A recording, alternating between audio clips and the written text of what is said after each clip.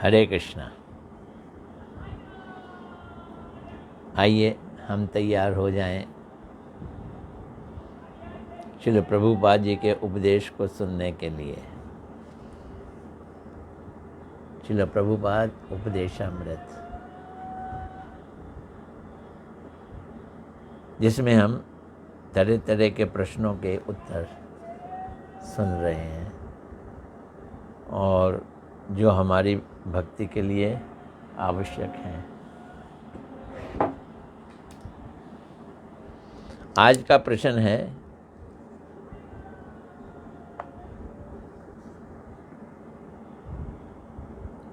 आपकी बरजात सुनकर बहुत उपकृत हो रहा हूँ, कृपा करके कुछ हरि कथा कहिए। कोई प्रभुपाद जी को डायरेक्ट हरि कथा कहने के लिए कह रहा है, तो उसके लिए हमें तैयार होना है। नमो विष्णुपदाय राधिकाय प्रियात्मने श्री श्रीमद् भक्ति वेदांत नारायण गोस्वामी इति नामने।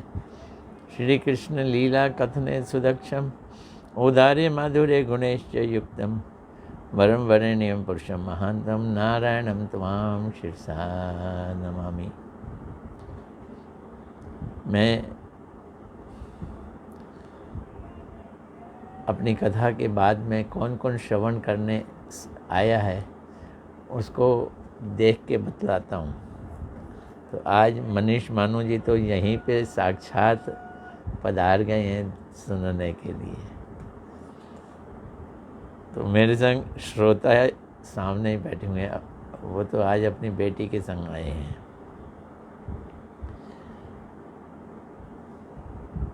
प्रभुपाद जी क्या बोल रहे हैं, सुनेंगे इस चीज को। श्री गौर सुंदर ने जिस सेवा की बात कही वही सेवा सर्वोत्तम है।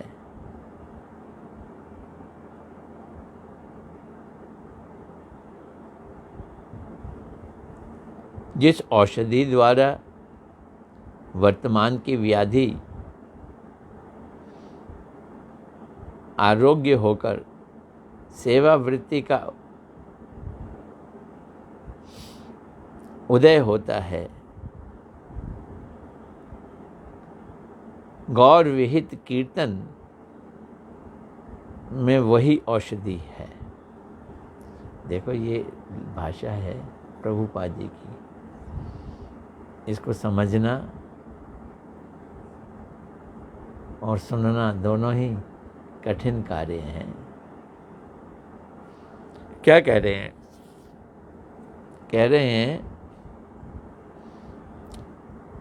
औषधि और रोग, इसकी चर्चा कर रहे हैं।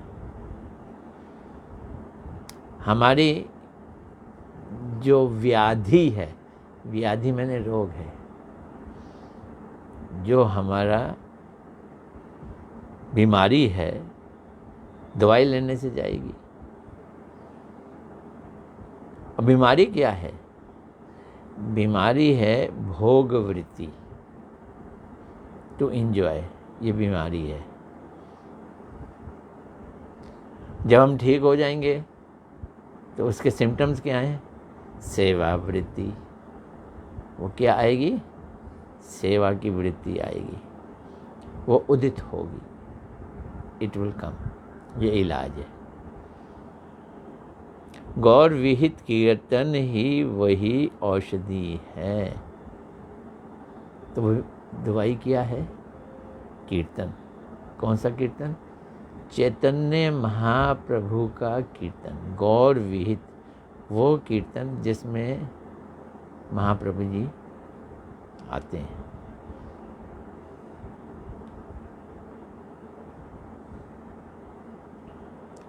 तो फिर इस औषधि को ग्रहण करना हम सभी का कर्तव्य है। जो हमारा इलाज करके क्या करेगी? सेवा वृत्ति लाएगी।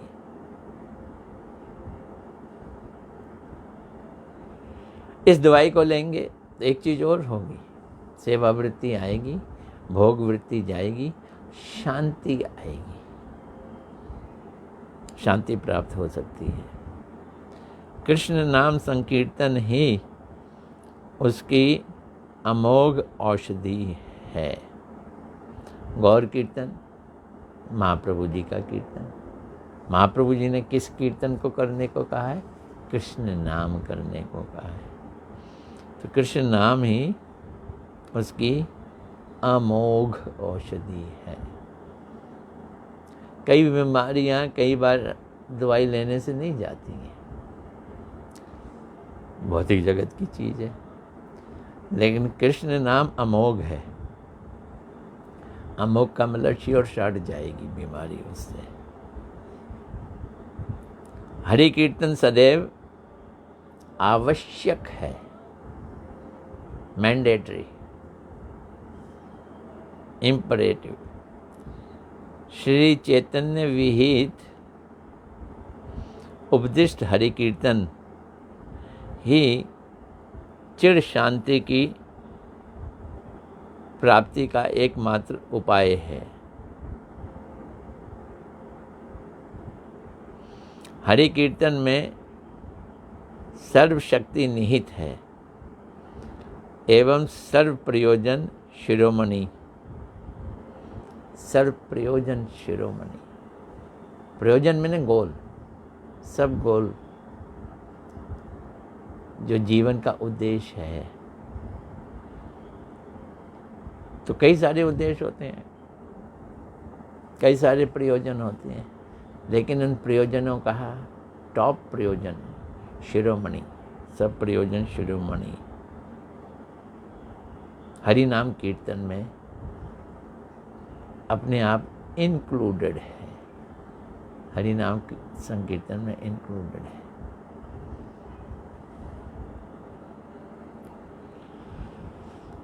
श्री चैतन्य प्रदर्शित पथ पर श्रीमद् भागवत का अनुशीलन ही श्री चैतन्य आश्रित व्यक्तियों का कृत्य है। एक होता है हमारा कर्तव्य है। कर्तव्य में क्या है, हम मजबूरी में कर रहे हैं क्योंकि दिस इज़ आवर ड्यूटी। कुछ तनख्वाह मिलेगी शायद, इसलिए कर्तव्य करते हैं, लेकिन वो कह रहे हैं कर्तव्य नहीं है, कृत्य है। मतलब हमें जीवन में यही करना है और कुछ करना ही नहीं है, ये हमारा कृत्य है। This is our action. क्या? चैतन्य विहित, चैतन्य प्रदर्शित पथ पर श्रीमद् भागवत का अनुशीलन ही चैतन्य आश्रित व्यक्तियों का कृत्य है। अब भागवत पे आ गए, श्रीमद् भागवत पे आ गए।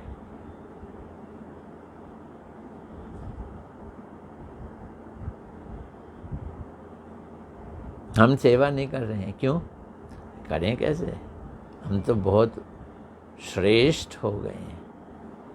कितने श्रेष्ठ हो गए? हम प्रभु बन गए हैं। कृष्ण सेवा को भूलकर यहाँ हम प्रभु हो गए हैं। प्रभु होने के कारण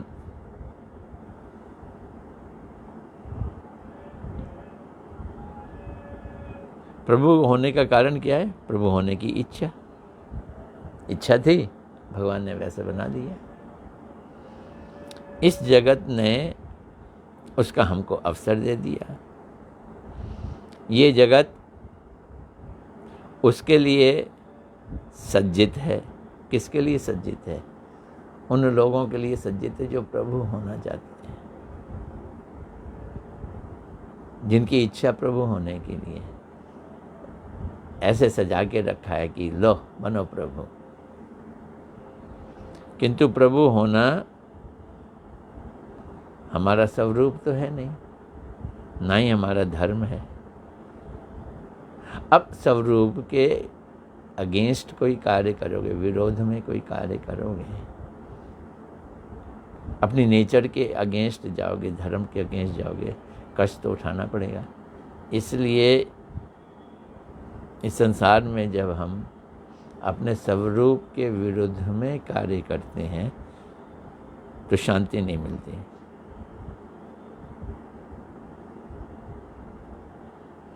फिर अपने स्वरूप के अनुसार कार्य करें। वो स्वरूप क्या है? सेवा। तो सेवा वृत्ति के साथ कार्य करें तो शांति मिलेगी। कृष्ण सेवक का अभिमान ही शांति प्राप्ति का उपाय है। ये अभिमान, ये ईगो, ये आ जाए कि हम कृष्ण सेवक हैं, ये विचार ही शांति दे देता है, क्योंकि हमारे स्वरूप के अनुसार है।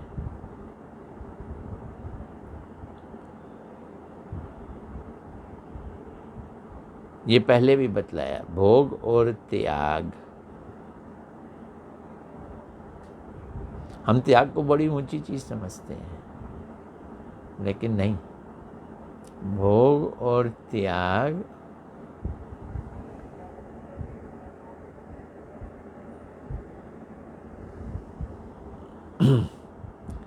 ये हमारा धर्म ही नहीं है, आत्मा का धर्म नहीं है। तो फिर आत्मा का धर्म क्या है? भगवत सेवा ही आत्म मार्ग है, आत्म धर्म है। मैं कौन हूँ? इस बात को भूल जाने के कारण ही हमारा सर्वनाश हुआ है। ये हरि कथा है। वो पूछ रहे ना, कुछ हरि कथा सुनाओ। तो उन्होंने कृष्ण का जन्म कैसे होता है ये तो नहीं सुनाई, लेकिन जीव का स्वधर्म क्या है उसके ऊपर बतला रहे हैं। मैं कौन हूँ, इस बात को भूल जाने के कारण हमारा सर्वनाश हुआ है।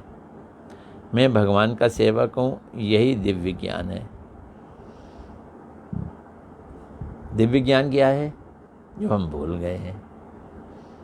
भूलने से क्या हुआ? हमारा नाश हुआ नहीं, सर्वनाश हुआ। नाश में थोड़ा बहुत बच जाता है काम की चीजें, सर्वनाश में तो कुछ भी नहीं बचता, पूरा ही नाश हुआ। कृष्ण के प्रिय गुरुदेव, कृष्णा पृष्ठाय जब हम प्रणाम करते हैं तो कहते हैं। तो कृष्ण के पृष्ठ गुरुदेव हमें ये दिव्य ज्ञान या दीक्षा प्रदान कर इसे ही तो बतला देते हैं। क्या बतला देते हैं? कि हम कृष्ण सेवक हैं।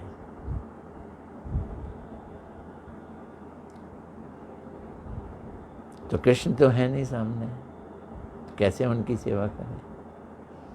तो गुरु सेवा के फल से ही आत्मधर्म भगवत भक्ति प्रकाशित होती है। तो गुरु सेवा कर लो। भगवत धर्म, भगवान की सेवा गुरु सेवा से हो जाती है। कृष्ण के भक्तों के निकट जाकर यदि निष्कपट होकर उनकी बात सुन सकता हूँ, तब इस जन्म या अगले जन्म में मंगल अवश्य होगा। एक जन्म की गुंजाइश प्रभुपाद जी ने भी ले ली है। इसी जन्म में हो जाएगा, शायद ना हो, अगले जन्म में हो जाएगा। गुरुदेव कहते थे 100 जन्म में भी हो जाए तो सस्ता जानो। कृष्ण सेवा में नियुक्त होने पर ही हमारा जीवन सार्थक होता है। आप लोग तो पंडित हैं, आप लोगों को मैं असाधु नहीं मान रहा हूँ। आप लोग सब साधु हैं। आप सभी के चरणों में नतमस्तक होकर कह रहा हूँ। देखो, अपने शिष्यों के लिए या श्रोताओं के लिए ऐसा कह रहे हैं।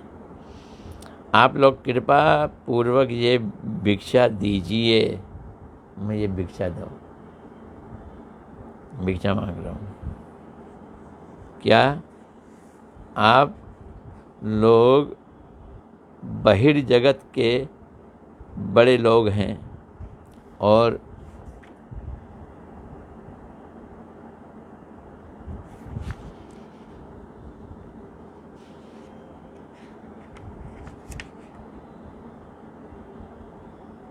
ये भूल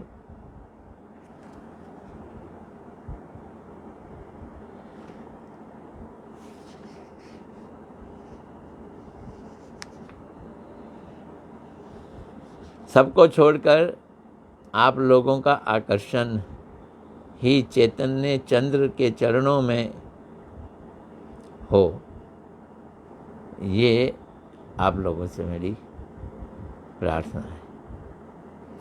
केवल इतना होने से ही आप लोग समझ सकेंगे कि चैतन्य देव की बातों में ही किसी प्रकार की असुविधा नहीं है। मैं बोलता हूँ ना, प्रभुपाद जी ये शब्द बहुत बार इस्तेमाल करते हैं, सुविधा असुविधा। सुविधा मतलब फैसिलिटी, सुविधा मतलब आसानी। हम क्या चाहते हैं? जीवन सरल और आसान हो।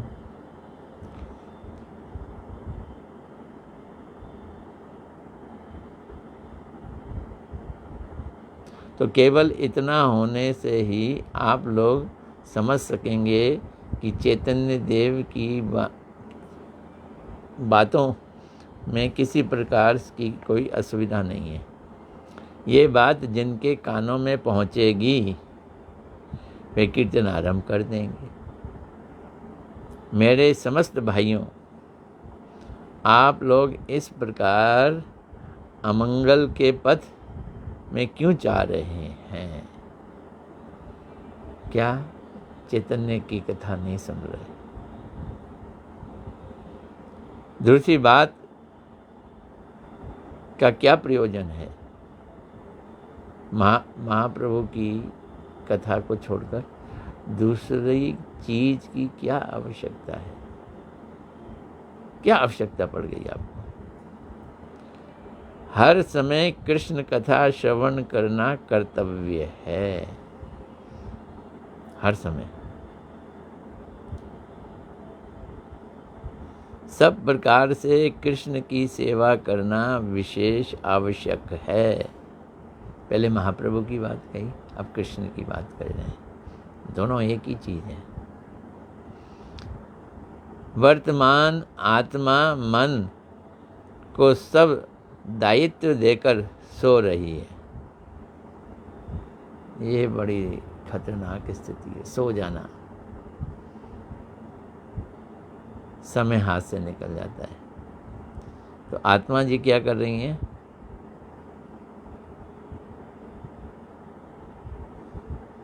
वर्तमान आत्मा मन को सब दायित्व देकर सो रही है। खुद कुछ नहीं सोच रही, कुछ नहीं चाह रही, कुछ प्रयास नहीं कर रही। आत्मा का जो स्वभाव है वो मारा गया। क्यों? सो गई। फिर किसने अधिकार जमा लिया? मिस्टर मन ने। मन को दायित्व दे के सो गई। नींद थोड़ी सी टूटनी चाहिए। हमारा ये प्रयास है कि आपकी नींद क्या हो जाए? टूट जाए। नींद थोड़ी टूटनी चाहिए, क्योंकि मन मेरा परम शत्रु एवं भीषण विश्वासघातक है। वह मुझे दुख के सागर में फेंक देगा। मन का काम ही यही है, दुख के सागर में फेंकना। वह मुझे दुख के सागर में फेंक देगा। इसलिए मन को अधीन रखना आवश्यक है, कंट्रोल करना है। किसके अधीन रखेंगे मन को? अरे और कुछ नहीं तो बुद्धि के अधीन रखो। तो बुद्धि को किसके अधीन रखो? बुद्धि को आत्मा के अधीन रखो। ये रेलगाड़ी बन गई। आगे आत्मा, पीछे बुद्धि, उसके पीछे मन। अभी उल्टा चल रहा है, आगे मन, पीछे बुद्धि और लास्ट में आत्मा। इसलिए मन को अधीन रखना आवश्यक है। हम किसी भी अवस्था में क्यों न रहें, भगवान को भूलना ही समस्त अमंगलों का कारण है। कृष्ण पाद पद्म का आश्रय करने पर भी सभी सुविधा करने पर ही सभी सुविधा होती है। फिर सुविधा बोली, कृष्ण के चरणों का, चरण कमलों का आश्रय करने पर सभी सुविधा होती है। हम मंदिर में जाएं तो कृष्ण के चरण देख सकते हैं। देखना तो आ गया हमको, लेकिन आश्रय लेना नहीं आया। ये बड़ी इंपॉर्टेंट चीज़ है। We should depend upon them. उनके चरणों का आश्रय लेना जरूरी है। यदि हरि को छोड़ दिया जाए तब घोर अंधकार है और उसमें हम घुस जाएंगे। उसमें प्रवेश कर आत्मा को कष्ट देना होता है, फिर सुविधा भाग जाएंगी सारी।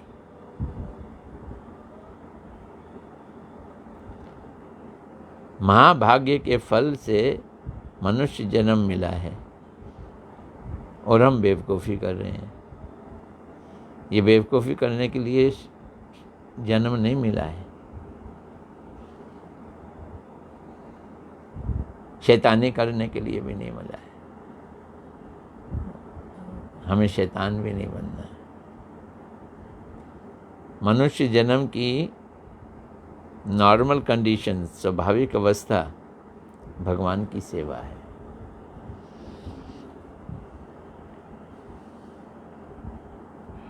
कृष्ण तुम्हारा है यदि भले एक बार बोल दो ना, कृष्ण तुम्हारा हो जाएगा। कृष्ण तुम्हारा है यदि भले एक बार, मायाबद्ध है ते कृष्ण तारे करे पार। जो माया के बद्ध में है, कृष्ण उसको क्या कर देते हैं? पार कर देते हैं। हे कृष्ण, मैं आपका हूँ, ऐसा यदि कोई एक बार कहता है तो कृष्ण उसे माया बंधन से मुक्त कर देते हैं। इसका मतलब हमने एक बार भी नहीं कहा।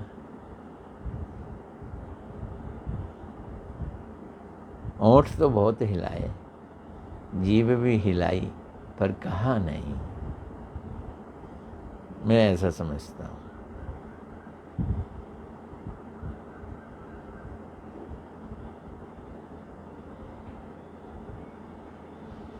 तो ये प्रभुपाद जी ने कृष्ण कथा सुनाई। उनकी कृष्ण कथा का यही स्वरूप है। एक और प्रश्न है, छोटा सा, बहुत छोटा सा आंसर है, वो लेते हैं क्योंकि फिर तीसरा प्रश्न लंबा है, उसको हम अगली ब्रॉडकास्ट में लेंगे। कृष्ण दास से किस उपाय से प्राप्त होता है? प्रश्न क्या है? कृष्ण दास से किस उपाय से प्राप्त होता है? हम लोग भगवान के शरणागत हैं तथा गुरु पाद पद्म के आश्रित हैं।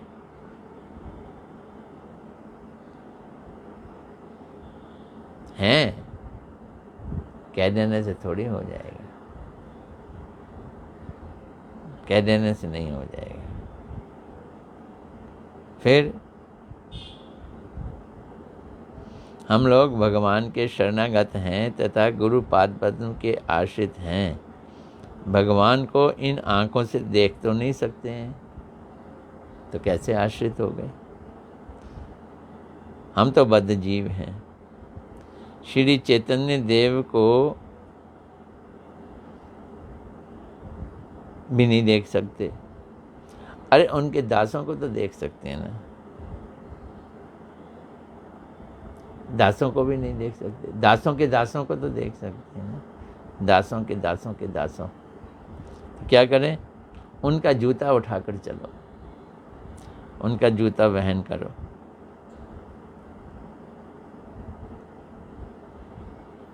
उनका जूता वहन कर पाने पर ही हम भगवत दास अभिमान जागृत कर सकेंगे। तो चैतन्य महाप्रभु के दासों का जूता उठाकर चलने से हमें ये अभिमान आएगा। क्या अभिमान आएगा? कि हम कृष्ण के दास हैं। और भक्त कृपा से हमारी भक्ति के नेत्र प्रस्फुटित होंगे, तभी हम गुरु कृपा से कृष्ण दास से वो कृष्ण दर्शन प्राप्त कर सकेंगे। तो यही प्रश्न है ना, कृष्ण दास किस उपाय से प्राप्त होता है? तो कुल उपाय एक ही है, गुरु कृपा। गुरु कृपा ही हमें कृष्ण दास प्रदान करती है। और गुरु कृपा मिल जाए, कृष्ण दास से आ जाए, फिर कृष्ण दर्शन होंगे। ये नियम है, फिर कृष्ण दर्शन होंगे। उससे पहले कृष्ण दर्शन नहीं हो सकते। अब कल व्यास पूजा है, तो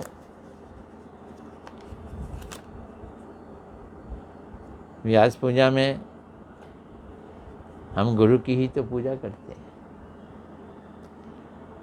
गुरु व्यास के प्रतिनिधि हैं। या एक तरफ से हम यूँ समझ लें कि हमारे लिए गुरु ही व्यास देव हैं, तो हम व्यास की पूजा करेंगे, मतलब गुरु की पूजा करेंगे। गुरु पूजा व्यास पूजा एक ही है। तो कल व्यास पूजा है, कल देखो समय मिलता है तो कल फिर कल का ब्रॉडकास्ट करेंगे। शाम को मठ में प्रोग्राम है, सुबह इससे निजात मिलेगी, खोर होगा। पर इस बार 2 महीने के लिए, हम महीने के महीने करते हैं, लेकिन चतुर्मास शुरू हो जाएगा कल से। चतुर्मास में 4 महीने तक लोग दाढ़ियाँ रखते थे। मैं तो 1 महीने में घबरा जाता हूँ। 4 महीने दाढ़ी इतनी बड़ी। अरे बाबा जियों के पास जाओ तो दाढ़ी और बाल कभी हटाते ही नहीं हैं। उनके इतनी बड़ी बड़ी दाढ़ी, इतने बड़े बड़े केश, जटाएं, बहुत सारे बाबा जी। और जटाओं में वो और पता नहीं और ऊपर से क्या क्या भर लेते हैं।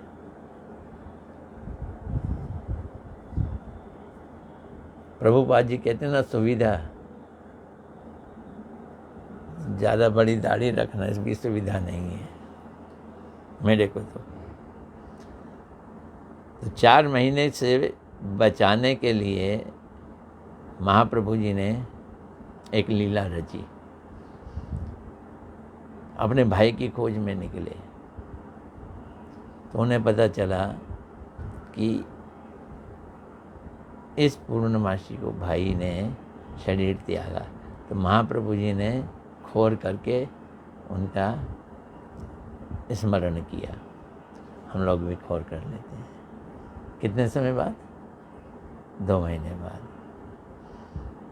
2 महीने की दाढ़ी भी आप 2 महीने में देखना, राधा अष्टमी में देखना, काफ़ी हो जाएगी। चलो, आज तो लोग आए नहीं, आएंगे कहाँ से? एक तो यहीं बैठे हुए हैं, मनीष महाराज, एक अमिता सूर्यवंशी जी आई हैं, और एक अमृता सेन आई है। सिर्फ 2 ही दिख रहे हैं आज तो। चलो, अगली पॉडकास्ट में मिलेंगे। हरे कृष्णा कृष्णा कृष्णा हरे हरे, हरे राम राम राम हरे हरे।